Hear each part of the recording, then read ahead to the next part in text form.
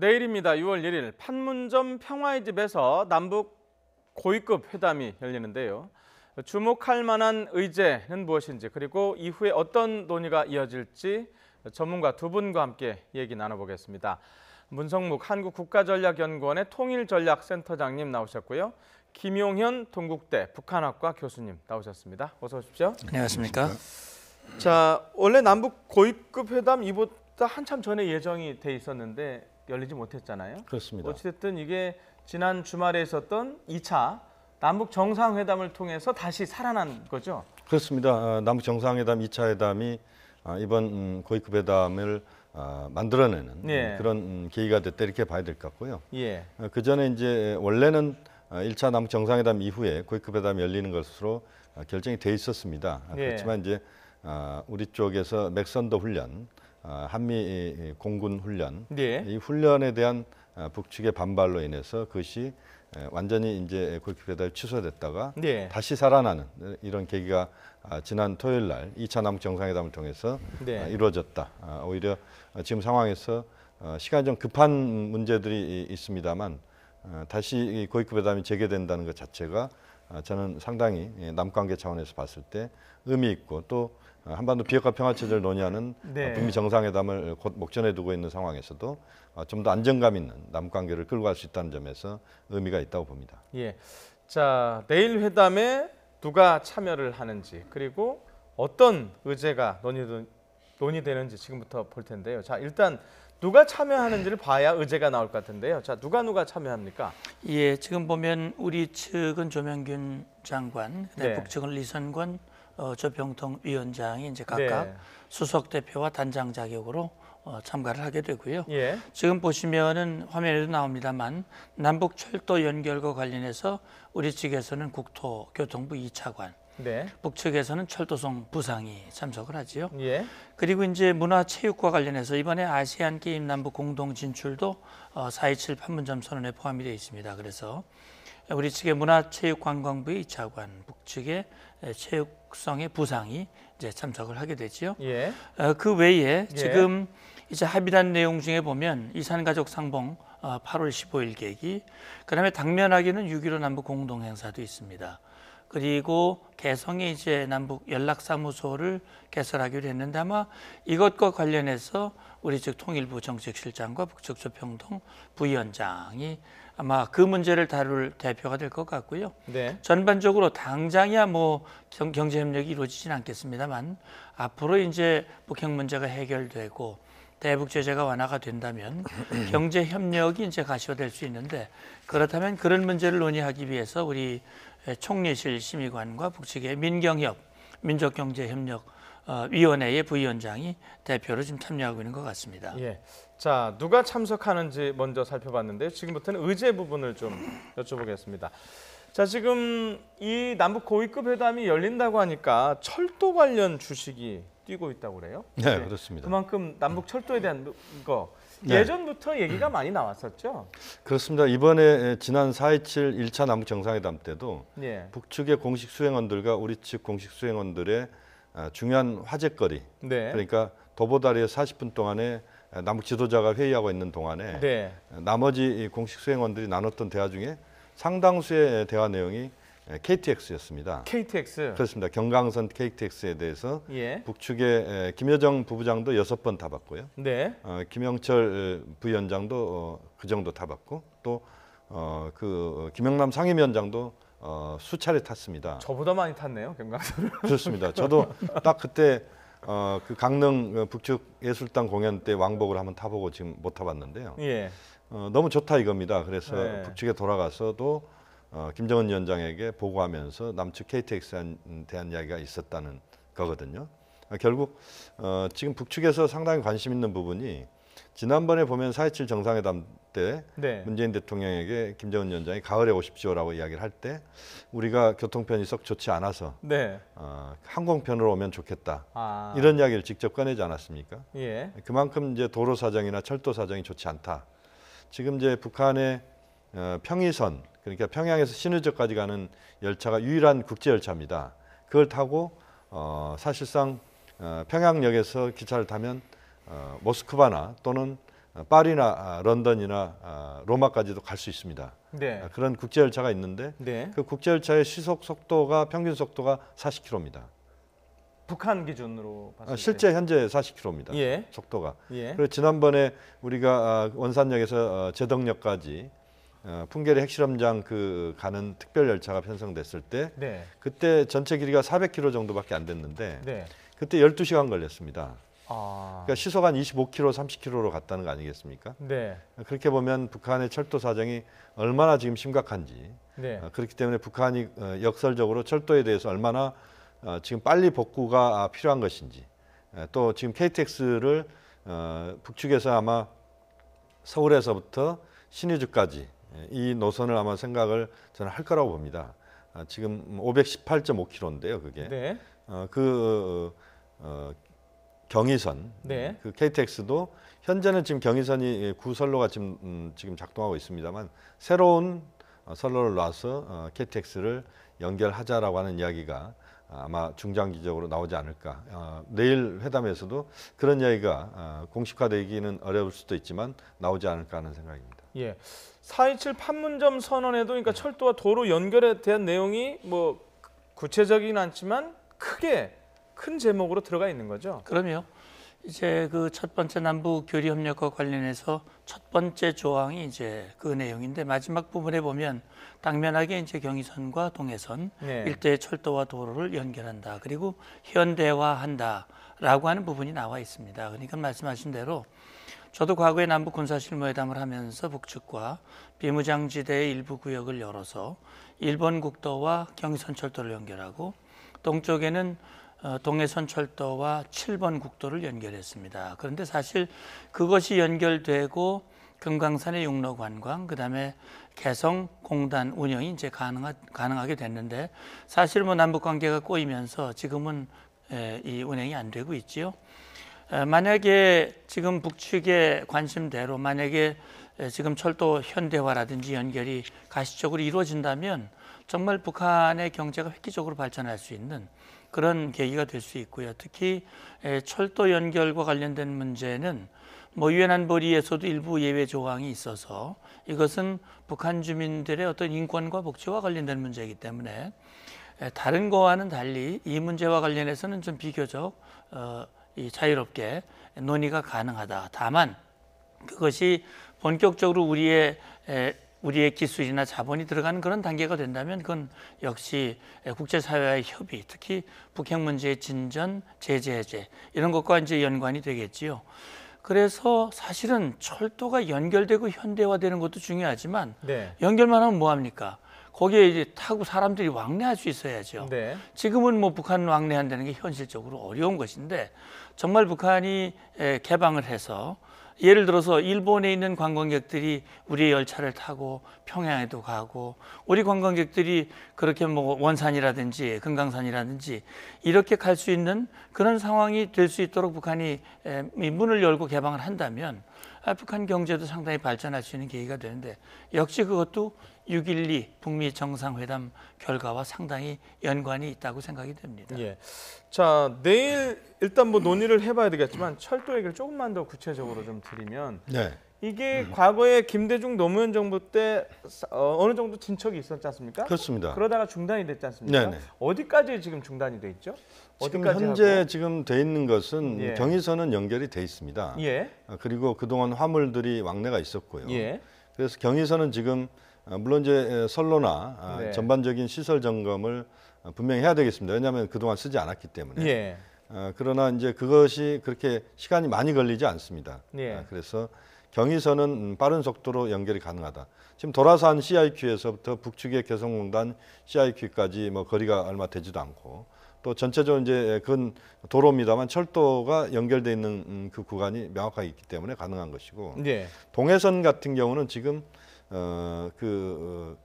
도라산 CIQ가 이제 서해 쪽이라면 동해선 CIQ 고성. 있는 고성에서부터는 부분적으로 지금 연결이 돼 있습니다. 다만 고성에서부터 강릉까지 구간 자체가 끊어져 있습니다. 아. 이 구간은 이제 일제 시대 때 연결이 돼 있다가 전쟁 과정에 끊어졌고 이것을 그 당시에는 그렇게 생산성이 높지 않았기 때문에 다시 복구를 하지 않은 겁니다. 그래서 이제 이게 한 100km 이상 거리가 지금 끊어져 있는데 전체적으로 철도 연구원이나 또는 교통연구원에서 보면 한 2조에서 3조 정도 비용이 드는 것으로 지금 이야기가 되고 있는데 그것은 아마 이제 빠른 속도로 연결이 돼야 될 것 같습니다. 그 다음에 이제 지금 남아 있는 게 또 뭐냐면 경원선입니다. 네. 경원선도 우리 구간은 일부 지금 그 박근혜 정부 때도 뭔가 좀 행사를 하기도 하고 그랬었습니다. 그렇지만 경원선이 지금 끊어져 있기 때문에 그걸 연결하는 문제도 앞으로 그 남북 간의 협의가 이루어져야 되는데 북한에서 우선 제일 관심 있는 부분은 동해선입니다. 동해선. 그 다음에 이제 관심 있는 것이 경의선. 예. 그 다음에 경원선은 북한이 아직까지 관심을 보이고 있지는 않습니다. 경원선은 이제 현재로서는 그렇게 그 남북 간의 차원에서 그렇게 생산성이 높다 이렇게 보기는 어렵지만 장기적으로 보면 경원선이 연결되면 거기에서 경원선의 중간 기착지가 이제 철원에서부터 금강산까지가 금강산선이 또 있습니다.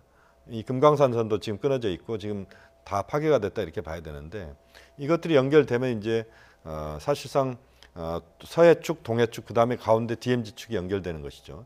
그렇게 보면 이제 전체적으로 철도는 연결이 다 마무리된다 이렇게 보실 수 있습니다. 예, 조금 더 들어가서요. 연결도 중요하지만 지금 아까 말씀하셨을 때 북한 철도 뭐 시속 30km, 40km 거기에 KTX가 만약에 달릴 수는 없지 않습니까? 그럼요.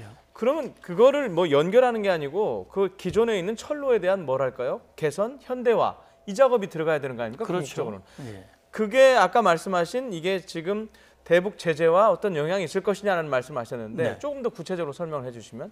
예, 그러니까 지금 이제 철도라든지 도로라든지 이런 것들은 기반 시설이고 네.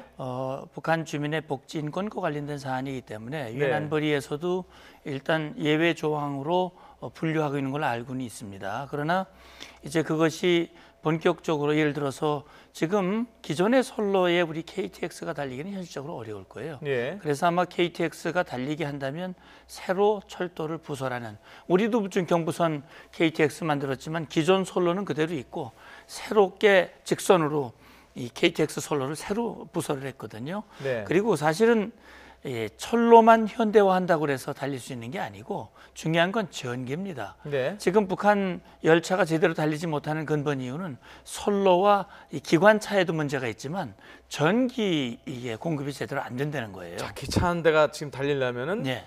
같이 힘을 합쳐줘야 될 게 한두 가지가 아니에요. 그럼요. 그러니까 지금 예를 들어서 뭐 네. 평양에서 저쪽 원산 쪽으로 달리거나 아니면 함흥 쪽으로 가려면 철로는 있지만 한 번 가는데 뭐 북한 주민들 얘기 들어보면 하루가 걸릴지 이틀이 걸릴지 가다가 섰다. 그 왜냐하면 전기가 공급이 안 되니까 네. 그런 부분이거든요.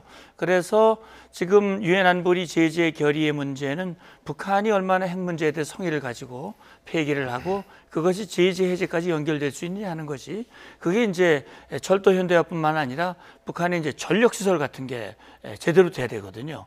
그런 부분들 사실은 전력 발전만 되는 게 문제가 아니라 송전과 배전도 다 완전히 시설들이 제대로 안 돼 가지고 네. 송전 과정에서 다 이 누전되는 부분들이 너무나 많아서 전반적으로 다 뜯어 고쳐야 하는, 새롭게 건설해야 하는 그런 수준으로 지금 돼야 됩니다. 그런 차원에서 김정은 위원장이 결단이 필요한 것이죠. 예, 알겠습니다. 들어보니까 철도 얘기는 상당히 관심도 많고 좀 복잡한데 저희가 철도 부분은 나중에 또 이제 철도 직접 전문가를 한번 모셔서 또 들어보도록 하고요. 자, 이산가족 상봉과 네. 관련한 것도 내일 논의가 되겠죠? 그렇습니다. 이건 뭐 반드시 논의가 돼야 되는 부분입니다. 네, 지난번에 합의문에 포함이 돼 있었습니다. 그렇습니다. 합의문에 포함이 돼 있기도 하고 네. 이산가족 상봉은 굉장히 우리에겐 굉장히 절박한 지금 그렇죠. 상황입니다. 예. 왜냐하면 이산가족 그 상봉을 신청한 분들이 한 6만 명 정도 되는데 그 중에 절반 이상이 이미 사망을 했습니다. 현재 한 3만 명이 넘지 않는 숫자가 그 지금 생존해 계시는데 네. 그분들의 평균 연령이 81세가 넘습니다. 네. 그래서 1년에 한 5,000분에서 6,000분 정도가 지금 사망하고 계시는데 네.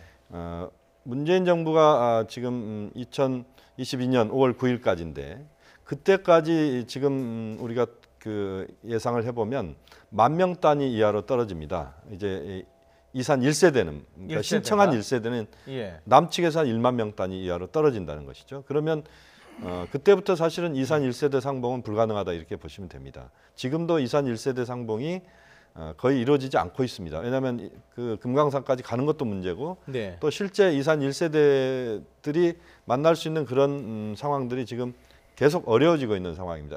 세월이 너무 많이 흘러가지고 또 연세를 드셔서 실제 이산 1세대들이 만남이 굉장히 좀 적고 또 보면 이산가족 상봉 지난번에 할 때도 보시면 알겠지만 그야말로 감동적인 상봉들이 이제 별로 없습니다. 왜냐하면 이제는 삼촌과 조카 또는 뭐 고모와 조카 촌수가 좀 멀어집니다. 예. 이제 형제 자매 만남 또는 부모의 만남은 사실상 거의 지금 없어지고 있다. 그것은 이제 세월이 흘렀기 때문에 그렇게 가는 것이죠. 네. 그런 차원에서 보면 이산 1세대의 상봉을 문재인 대통령이 지난 대선 때 공약하기를 자신의 임기 내에 이산 1세대의 상봉, 모든 신청한 이산 가족은 상봉을 완료시키겠다. 이게 그 공약이었습니다. 네. 그 공약을 달성하려면 이산가족 상봉을 뭐 한두 차례 시범적으로 한다거나 이런 거 가지고는 사실 되지 않습니다. 그래서 지금부터는 이번 회담에서부터는 이산가족 상봉을 얼마나 체계적으로 그리고 어떤 수단을 써서 그리고 어떻게 많이 만날 수 있는 여러 가지 방법들을 다 같이 모색을 해야 된다 이렇게 봐야 됩니다. 예, 그러니까 뭐 예를 들면 1년에 한두 번 가뭄에 콩나서 하는 게 아니고 뭐 한 그렇습니다. 달에 몇 번씩 하든지 뭐 그렇습니다. 일주일에 몇 번씩 하든지 이런 집중성을 발휘해야 될 것 같은데 자 근데 준비를 하려면 상당히 시간이 많이 걸리지 않습니까? 그럼요. 보통 보면 이산상봉은 보면 예전 같은 경우를 보면 뭐 8.15니 아니면 무슨 뭐 추석이니 이런 때를 계기로 해서 했단 말입니다. 근데 당장 내일이 6월이에요. 네. 준비가 빨리 될까요? 그러니까 말입니다. 중요한 건 이제 북한의 의지입니다. 의지. 북한이 적극적으로 이산가족 상봉의 의지를 가지고 협조를 한다면 뭐 비록 기간이 6월이니까 이제 뭐 한 두 달여밖에 남지 않았습니다. 네. 두 달여라고 하는 기간 동안 신청을 받고 또 확인을 하고 준비를 하고 특히 우리 같은 경우에 뭐 이제 확정이 되면 사실은 인원이 뭐 500명 같으면 남아 있는 인원이 지금 뭐 예를 들어서 5만 명이다, 3만 명이다. 5만 명 같으면은 사실 뭐 확률이 굉장히 뭐 로또 당첨이라고 할 정도로 그러니까 그렇게 추첨을 해서 해당이 되면 준비를 하는데 우리보다는 북한이 문제죠. 북한 네. 같은 경우는 우리 같이 그렇게 모든 자료들이 다 전산화되지 않고 있고 일일이 찾아야 되고 그래서 북한이 훨씬 더 시간이 많이 걸리는 줄 알고 있습니다. 그래서 물리적으로 시간이 짧을 뿐만이 아니라 사실은 더 큰 걸림돌이 있죠. 북한이 최근에 뭐 집단 탈북 북한 여종업원들 문제를 가지고 네. 지금 인도주의적 문제다. 그래서 과거에도 사실은 그 문제를 놓고 이산가족 상봉과 우리가 제안하면 그 문제를 선결해야 된다는 조건으로 얘기했기 때문에 이번 같은 경우 최근에 북한이 그걸 계속 문제를 삼고 있고 네. 그런 상황에서 내일 회담에서 북한이 이 문제를 꺼내지 않을 것인가.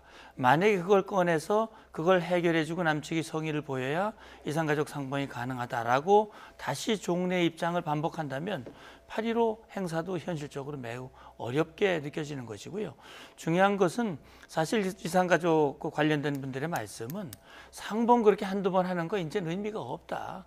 중요한 것은 한 번 만나고 헤어지면 고통이 더 큰데 그래서 결국은 만나고 나서도 이후에 연락이라든지 서신 교환이라든지 생사 확인이라든지 이런 것들이 돼야 되는데 그런 건 아예 접근조차가 되지 않기 때문에 앞으로 적십자 회담을 열어서 아마 제가 볼 때는 내일 회담에서 적십자 회담 개최 문제까지는 혹시 합의가 될지 모르겠지만 적십자 회담에서 북한이 얼마나 진정성을 가지고 호응해 주느냐 그것이 8.15 이산가족 상봉, 이산가족 문제 해결과 연관이 돼 있다고 봅니다. 예, 좀 전에 말씀을 하셔서 그 탈북 여종업원 얘기 또 북한이 그 최근에 뭐 관영 매체들을 통해서 얘기를 하고 있고요. 또 한미 군사훈련도 또 문제를 삼았어요. 내일 일단 회담이 열리는데 전체적으로 내일 합의를 보는데 이 문제가 혹시 등장해서 혹시 걸림돌이 되지 않을까 하는 우려들이 있어요. 어떻게 보십니까?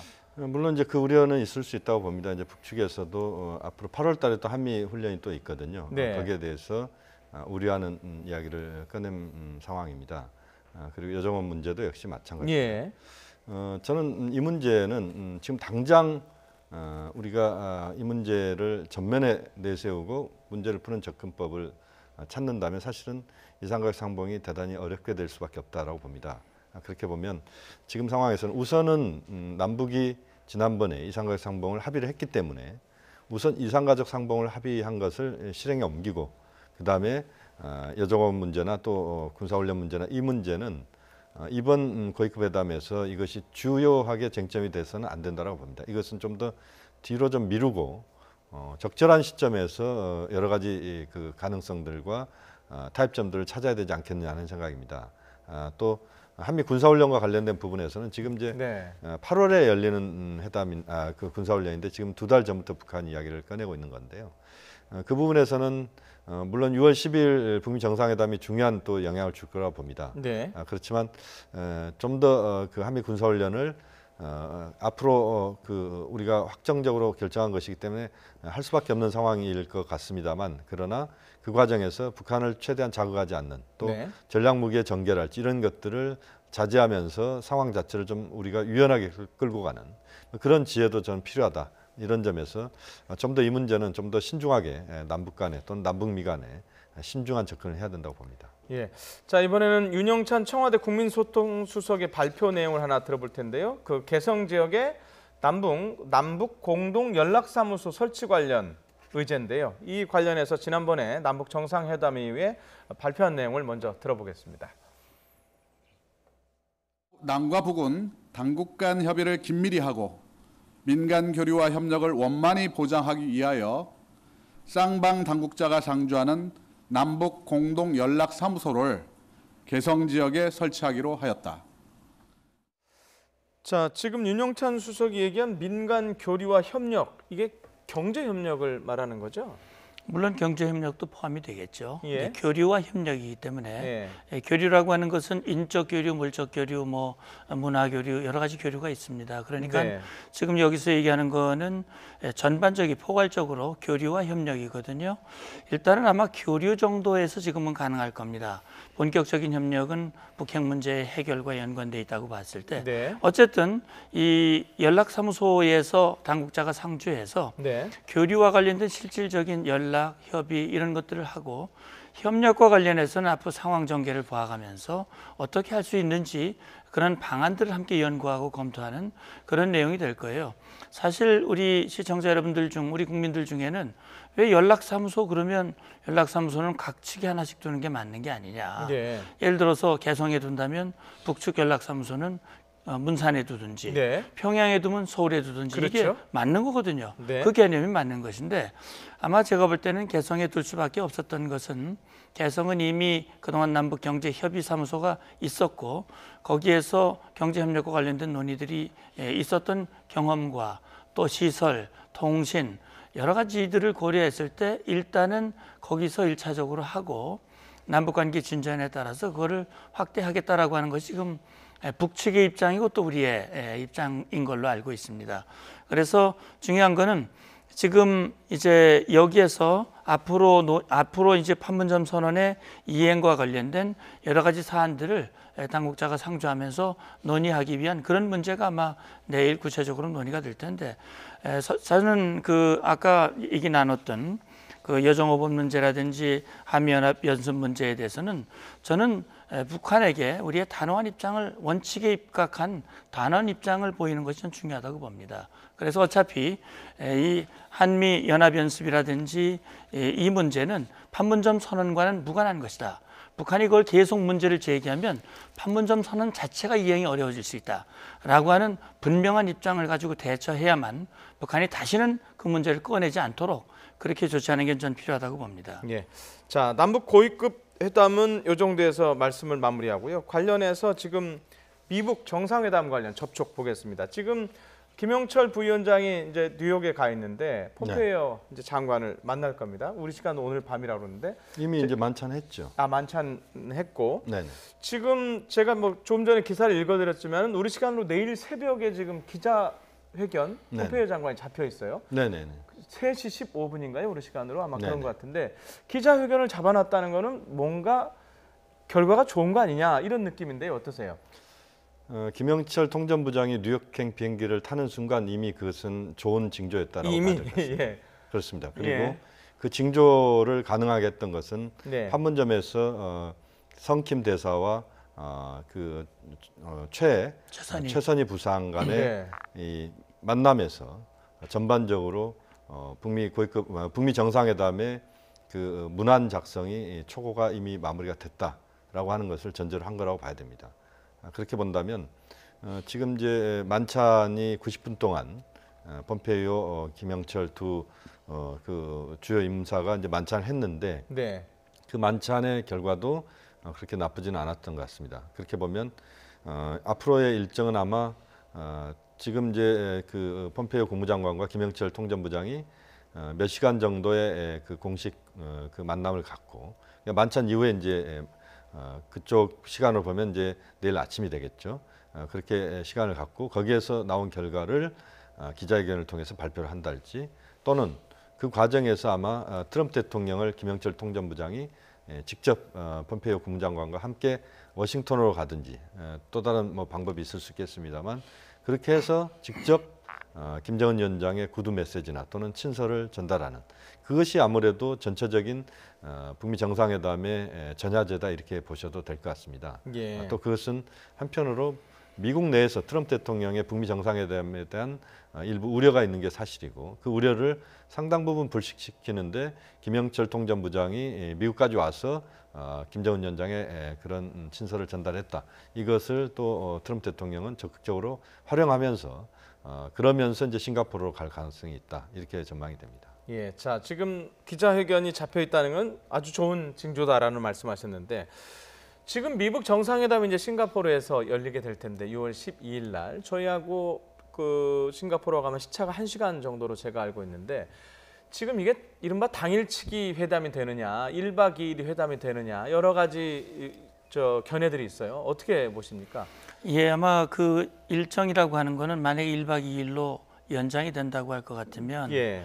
이미 이제 지금 사실상 지난번 4.27 남북 정상회담 같은 경우 보면은 사전에 이미 합의문, 다시 말하면 4.27 판문점 선언이 문안이 다 합의가 되고 네. 그걸 이제 확인하는 일종의 의식, 세리모니와 같은 형식으로 4월 27일 회담이 이어졌단 말이죠. 네. 그러니까 이번에도 지금 이제 성김 대사와 최선희 부상이 판문점에서 두 차례 만났고 예. 지금 일부 보도에 의하면 계속 협의를 할 것이다라는 보도가 나오고 있거든요. 뭐 체류 연장을 했다고 하더라고요. 예, 체류 연장을 예. 한다고 하는 것은 그만큼 아직은 최종 양 정상이 합의할 문안이 아직 완성이 되지 않았다라고 볼 수 있습니다. 그리고 지금 미측에서 발표하는 것도 과거에 비해서는 상당히 진전이 있다라고 보고 있는 거거든요. 그러니까 말씀하신 대로 만약에 당일치기 회담을 한다면 그 전에 합의문이 상당 부분 조정이 돼서 양 정상이 이제 거기서 최종 결정을 하는데 시간이 많이 소요되지 않는다라고 할 경우 당일 회담이 될 수 있을 것이고 아직 미진한 부분이 있어서 최종적으로 트럼프 대통령과 김정은 위원장이 그 자리에서 결심하고 좀 더 검토해야 할 필요가 있다라고 그러면 시간이 좀 늘어날 수도 있고요. 일각에서 얘기하고 있듯이 이번에 북미 정상회담이 잘 끝나고 네. 거기에서 북한의 우려를 불식하거나 아니면 북한의 강력한 요구에 따라서 남북미가 종전 선언을 바로 정상이 만나서 했으면 좋겠다. 그렇다면 이틀 일정으로 해서 다음날 문재인 대통령이 합류하는 그런 형식의 회담이 될 가능성을 배제할 수는 없으나 현재로서는 북한이 과연 미국이 원하는 그 완전한 비핵화 CVID 방식에 얼마나 초기 단계부터 성의를 보여주고 그것을 행동으로 옮겨질 수 있느냐라고 하는 것이 전 관건이라고 봅니다. 예, 알겠습니다. 여기까지 듣도록 하겠습니다. 내일 열릴 남북 고위급 회담 그리고 미국 정상회담 준비 상황 알아봤습니다. 자, 문성묵 센터장님 그리고 김용현 교수님이었습니다. 고맙습니다. 감사합니다.